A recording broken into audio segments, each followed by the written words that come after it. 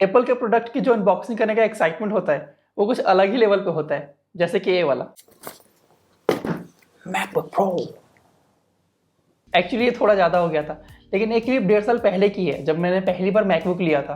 तो इतना एक्साइटमेंट तो बनता है ना यार। लेकिन चलो जो भी हो, 1.5 साल बाद अब आदमी थोड़ा मैच्योर हो गया है, तो सारे एक्साइटमेंट को काबू में करके इस मैजिक कीबोर्ड 2 का अनबॉक्सिंग कर लेते हैं।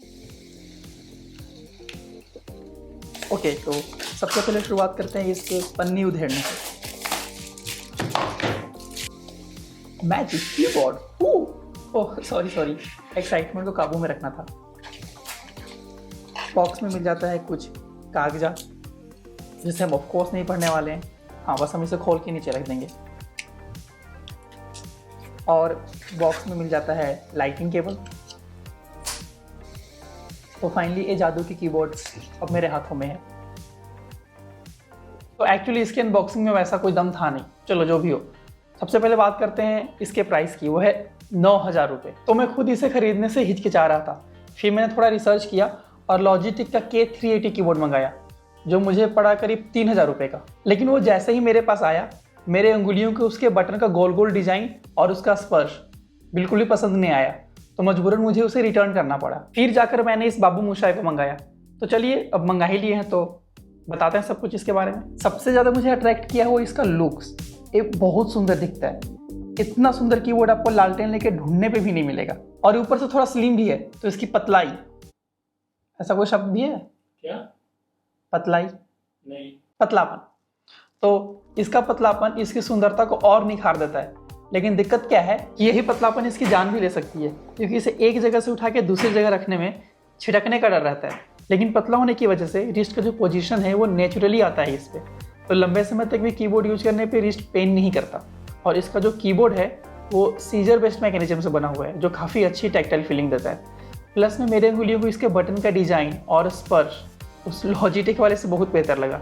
इसके चारों तरफ अल्युमिनियम की फ्रेमिंग दी गई है, जो इसके बॉडी को और भी प्रीमियम बनाता है। और इसका जो साइज़ है वो डिट्टो मैकबुक के कीबोर्ड के साइज़ के बराबर है। तो अगर आप मैकबुक पे टाइपिंग करते करते हैबिचुअल हो चुके हो और सीधे इस मैजिक कीबोर्ड पे टाइपिंग करते हो, तो ऐसा लगता है हाथ जैसे पहले से ही बैठा हुआ है। लेकिन फिर भी जो की ट्रैवल है वो इस मैजिक कीबोर्ड 2 में ज़्यादा है। और जितना ज़्यादा की ट्रैवल होगा टाइप करने में उतना ज़्यादा मजा आएगा। अच्छा, बहुत लोगों को ये डाउट होता है कि एप्पल का जो कीबोर्ड है वो विंडोज़ पीसी या लैपटॉप पे प्रॉपर्ली काम करेगा या नहीं। और ये डाउट मुझे भी था। और जैसा एप्पल का रेपुटेशन है क्रॉस प्लेटफॉर्म कनेक्टिविटी को लेकर, मुझे नहीं लग रहा था कि ये मेरे विंडोज़ लैपटॉप पे काम करने वाला है। लेकिन जब मैंने इसे कनेक्ट किया तो मैं खुद शॉक्ड हो गया, क्योंकि ये बहुत सही तरीके से काम कर रहा था। Control A, control V, control C, shift, tab, ये सारे बटन्स बहुत सही तरीके से काम कर रहे थे। मतलब जो काम आप एक विंडोज कीबोर्ड से कर सकते हो, ऑलमोस्ट वो सारा काम इस मैजिक कीबोर्ड से भी कर सकते हो। और ये मैजिक कीबोर्ड सिर्फ विंडोज लैपटॉप पे ही नहीं, बल्कि आईपैड पे भी बेझिझक चलता है। लेकिन एक दिक्कत है, वो ये कि इसका याददाश्त बहुत कमज़ोर है। ये भूल जाता है कि किसी से पेयर्ड हो चुका है। मतलब जब आप इसे एक डिवाइस से कनेक्ट करते हो और फिर आप इसे किसी दूसरे डिवाइस से कनेक्ट करते हो, तो पहले वाले को भूल जाता है कि ये ऑलरेडी पेयर्ड हो चुका था।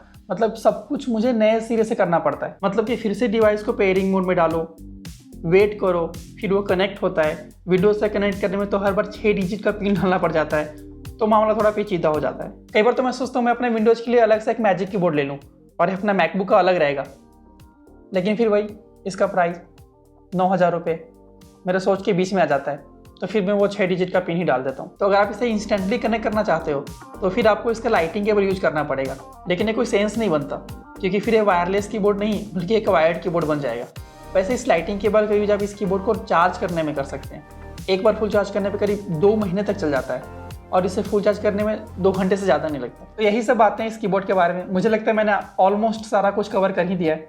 भले ही इसका नाम मैजिक कीबोर्ड है, लेकिन मैजिक जैसी कोई बात नहीं है इसमें। हाँ, एक चीज़ में मैजिक जरूर करता है, जब भी आप इसे खरीदते हो जादू की तरह आपके वॉलेट को हल्का कर देता है, क्योंकि जादुई प्राइस है ना इसका 9,000 रुपये। अभी रिसेंटली मैंने लॉजिटेक का एक माउस कवर किया था, उसका भी प्राइस करीब 9,000 के आसपास था। लेकिन ऐसी बातें मैंने उस माउस के लिए नहीं बोला, क्योंकि इस माउस में ऐसे ऐसे फीचर्स हैं जो 9,000 रुपये वर्थ बनाते हैं। लेकिन इस कीबोर्ड में ऐसी कोई फीचर नहीं है जो इसके प्राइस को जस्टिफाई करे।